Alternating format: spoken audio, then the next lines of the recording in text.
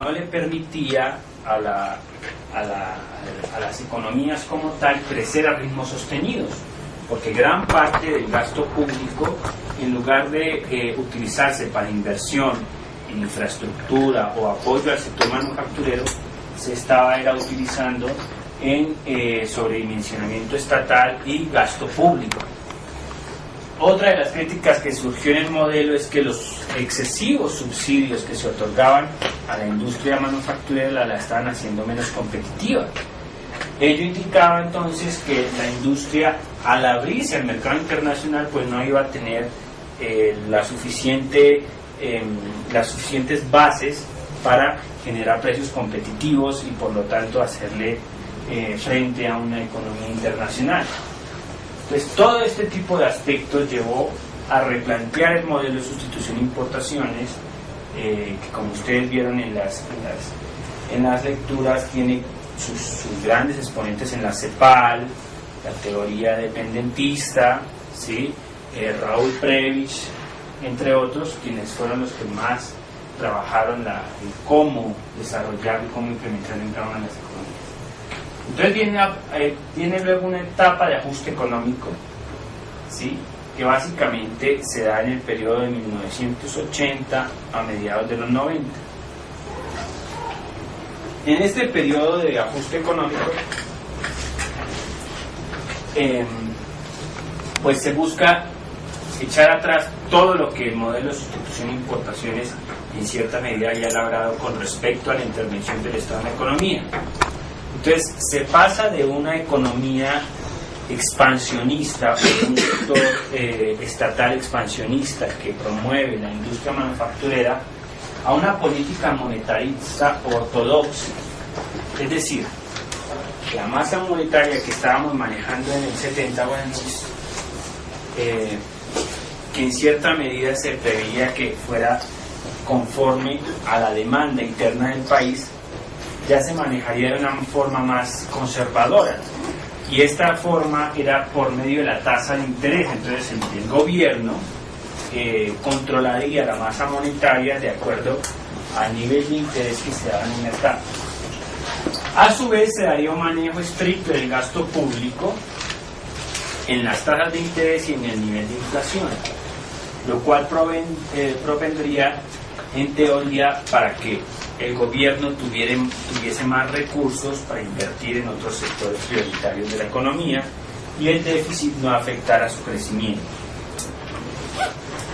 Todo este tipo de este conjunto de políticas públicas, por decirlo así, monetarias y fiscales, se conoció como el Consenso de Washington. Ustedes lo habrán visto en las lecturas. ¿Por qué se le conoce como el Consenso de Washington?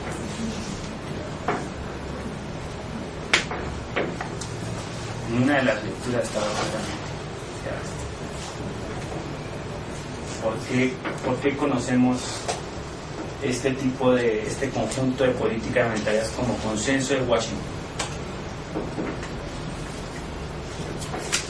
Bueno, básicamente se conocen como el Consenso de Washington porque hubo un seminario internacional en Washington en la década de los 80 en el que se reunieron diferentes expertos del Fondo Monetario Internacional, tanto y de instituciones académicas y como públicas de cada una de las naciones de América Latina, y se expusieron toda esta serie de políticas, y al final de ese encuentro se llegó a un consenso que ese conjunto de políticas serían las más adecuadas para sacar a América Latina adelante de la crisis en la que se encontraba.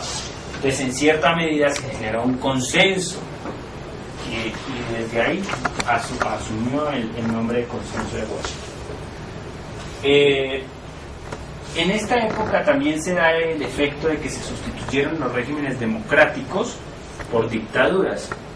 Entonces, en muchos de los países de América Latina y principalmente de América del Sur se da lo que es como la Operación Cóndor, en donde se empiezan a sustituir los regímenes democráticos que venían de un esquema socialdemócrata o socialista por regímenes dictatoriales que propendieran por la instauración extensa del modelo monetarista y de todas las políticas que conllevaba el mismo.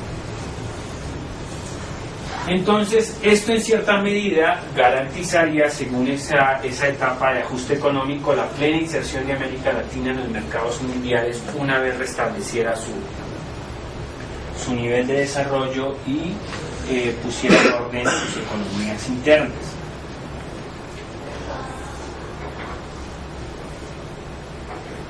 Bueno, entonces, luego de que se da esa etapa de ajuste en la mayoría de países de América Latina, ya entra en función el modelo de desarrollo y crecimiento aperturista, que en algunos casos se conoce como el modelo de desarrollo neoliberal, ¿sí?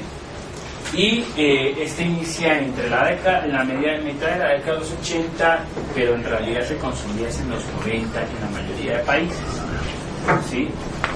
Y lo que consiste es en la combinación de una sólida política macroeconómica restrictiva, ¿sí?, en la que se baja el gasto público, se controlan los niveles de interés, los niveles inflacionarios, y se da un modelo comercial aperturista. Pero este modelo comercial aperturista, en la mayoría de los casos, se da en una apertura hacia adentro. Es decir, se abren las importaciones, pero no está acompañado con una sólida y consecuente impulso a las exportaciones y sobre todo a la diversificación de nuestra oferta exportable. Entonces se da una reducción de aranceles y firma de tratado de libre comercio sin revisión. Se da a su vez un control de inversión pública sin tampoco ver en qué rubros se estaba gastando los fondos, una reducción del aparato estatal y una reducción de los problemas de los programas de asistencialismo y apoyo a la industria nacional. Todo esto se da en el lapso de aproximadamente de 5 a 10 años, de manera rápida y, como les repito, casi sin ninguna revisión a los posibles impactos que podría generar en el propio desarrollo de cada una de las naciones, e incluso al logro de los indicadores o del mejoramiento de los indicadores sociales o indicadores macroeconómicos en cada país. Bueno, entonces, propendiendo por ello, me surgieron dos preguntas que sinteticé para este clase. Y es, por una parte, ¿qué modelo de desarrollo económico sería el más adecuado para América Latina? Teniendo en cuenta esos tres modelos que hemos visto y sus diferencias, ¿cuál le parecería, de acuerdo a las lecturas, a lo que se ha trabajado, el que es más adecuado y por qué? ¿Sí? Y en segundo aspecto, ¿qué aspecto le corregiría al modelo de sustitución de importaciones para que pudiese ser reimplementado en América? ¿Sí? ¿Y cómo lo haría, no?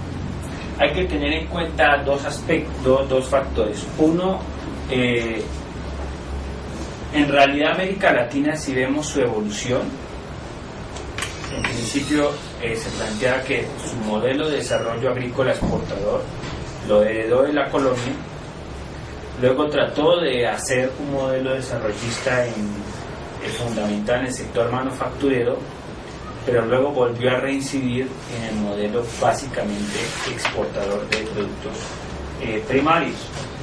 Entonces, teniendo en cuenta esto, ¿cuál sería el modelo que se podría ajustar, bien sea de estos tres u otro de los posibles que se han planteado? Y la segunda pregunta, pues ya está. Entonces, si les parece, no sé, en este taller ya estaba subido en la web dos preguntas más, ¿sí? ¿Les parece que trabajemos por parejas, lo que hayan dicho en los textos, que volvemos a retroalimentar?